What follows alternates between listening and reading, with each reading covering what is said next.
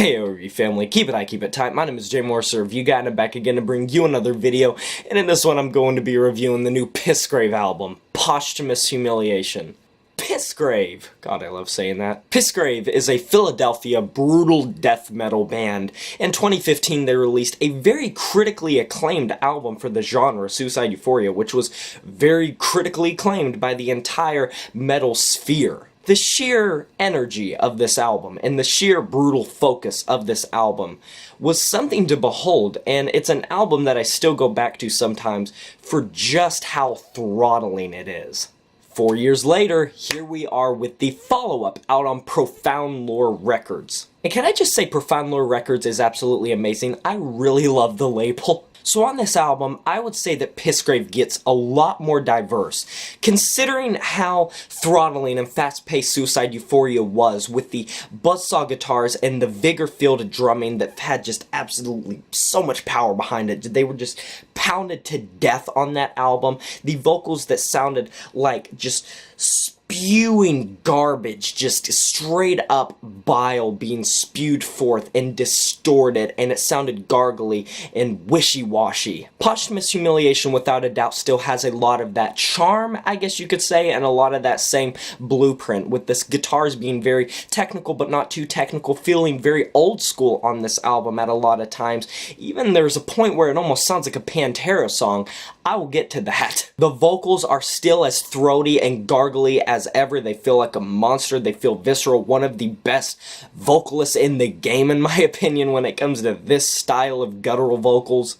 But, there are quite a few stylistic differences that you will notice as you're listening through this album very quickly. Number one, it's 9 tracks and 43 minutes, quite a bit longer than Suicide Euphoria was. This is a longer project. There are some longer tracks, and this can be a good or bad thing depending on how much of this you can take at one point when it comes to the abrasiveness. The next thing is, despite the fact that I don't want to necessarily call this a brutal album because that feels very atypical, very stereotypical, it's a brutal album, but the production definitely has stepped up its game, and I don't think it's necessarily a bad way, more so in like a Cattle Decapitation way, more so in a murder construct way, kind of where it is a little bit more audible and the instrumentation is mixed to where they're not really drowning each other out, and the vocals, they swallow this mix. Like, holy crap, do these vocals just envelop everything around them. It feels like the instrumentation is within this guy's throat. And the final thing is, some of these compositions take on very more sluggish, sludgy, doomier style approaches where they slow down, but the vocals don't. The vocals stay at their pace, and sometimes, in my personal opinion, this is when some of the big contrast happens. This is when some of the vocals just sound even more monstrous than they do on the rest of the album. Some of the screams and growls that are pulled off during these slower, tedious bits, and I use tedious not necessarily in a bad way, but just tedious in terms of when you get these bone-throttling riffs. It's hard to just kind of slow down and suddenly just go into these more chuggy type of doomier riffs, but the vocals are still going at 100% speed. But I think that this contrast does add a little bit more dimension, and I don't think it's a bad thing. But don't get me wrong, this is still an extreme album. There is nothing that is not uncompromising about this. Even those sludgier parts, even those slower parts, they still feel hellish. And like the starting track, Euthanasia, like, listen to the drums and guitars on this album. They're full of dissonance, but if you really read between the lines, I do think that Pissgrave has a lot more technicality than a lot of people give them credit for.